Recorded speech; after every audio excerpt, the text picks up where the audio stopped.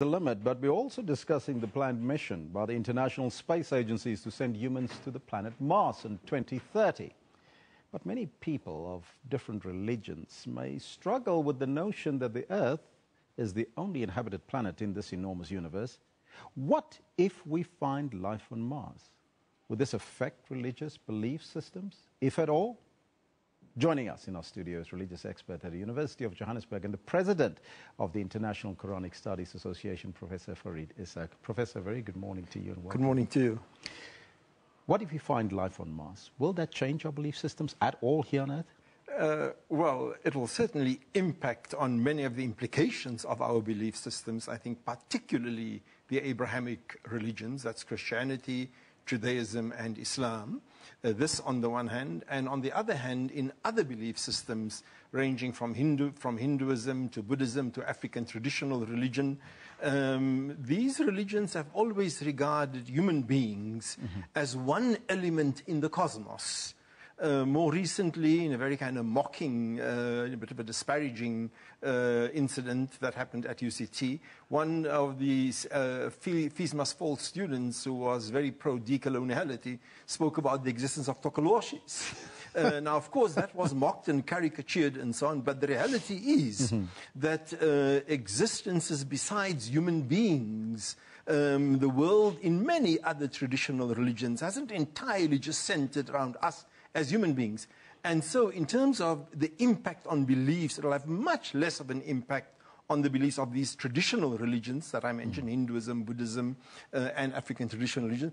But it is certainly going to be a problem for the Abrahamic religions, because they believe that they are the center of the universe. They and their relationship with God is really at the center of the universe. Now, from your knowledge, what is the general sentiment in religious texts about the creation of, or the creation of a universe where humans were made to live? Is it only Earth, or is there perhaps another planet, a new frontier, like Mars? Well, now, the problem is that texts are always open to interpretation. There are a number of texts in the Bible that does speak about existences beyond this Earth.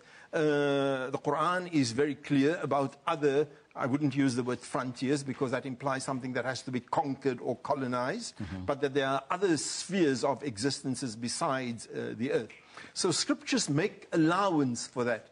And at the same time, they all move from the assumption that the only serious relationship is the relationship between human beings and earthlings.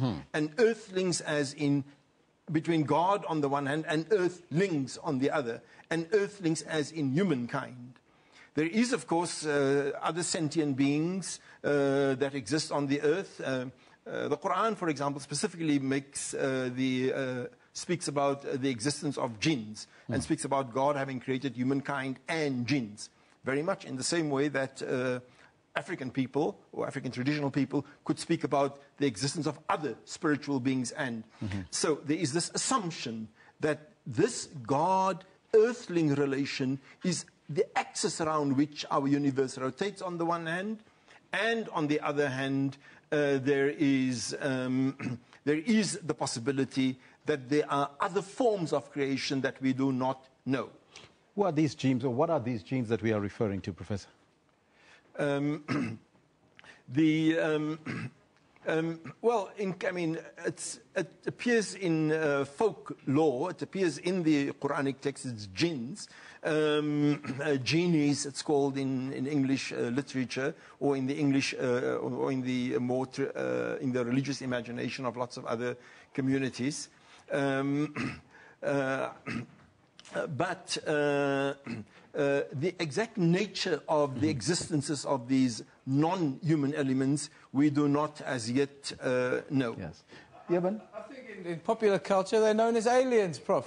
Aliens is what we call them today. But I wanted to ask you that because I've been following Pope Francis quite closely over the last couple of years, and the Pope of the Catholic Church is now finally, or is the first Pope to really soften his stance on many things. And one of those things that he's been quite outspoken about has been the relationship of church and alien life, and how it is still okay to be a Christian even though you believe in alien beings or extraterrestrial-like beings or angels or jinns or whatever it is that we call it in the many cultures around the world. How do you view the pronouncements of the Pope on what's been happening with regards to space travel and alien beings? Well, in some ways it is like saying, look, I understand that another kind of religiosity works for another community. This kind of religiosity works for me. So for us as humans, this is how we understand God. This is how we relate to God.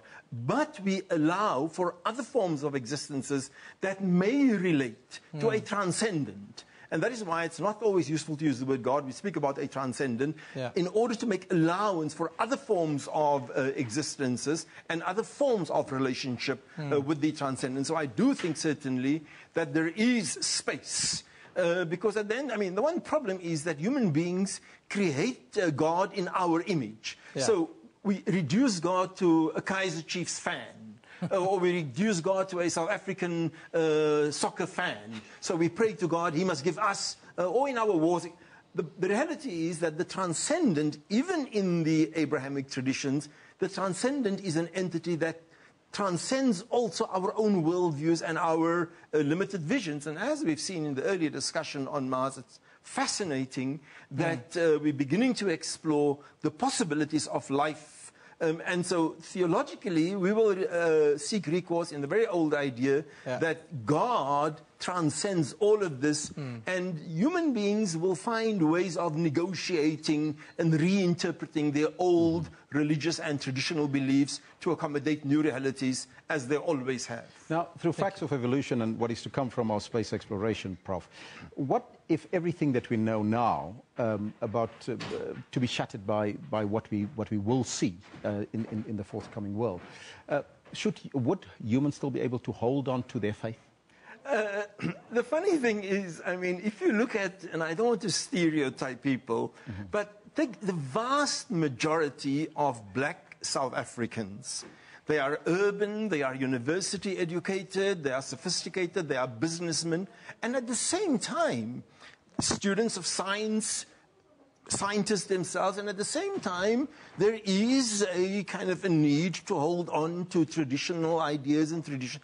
And the two sit alongside each other, not always comfortably. There's no reason why a scientist or a rational person should be sitting in a mosque or should be going to a temple or a church. There's no logical reason. And at the same time, it still has meaning for us. There is no rational reason why an African scientist or an African businessman should still think of the ancestors as real and as alive and entities that must be invoked in times of trouble. And yet it happens, because humans have needs beyond what can be rationally explained. And so whether there is a scientific reason for it or not, the reality is that the belief and the value of belief for human beings have persisted since the earliest of times and will likely continue until the end of times. Well, I tell you, it's something definitely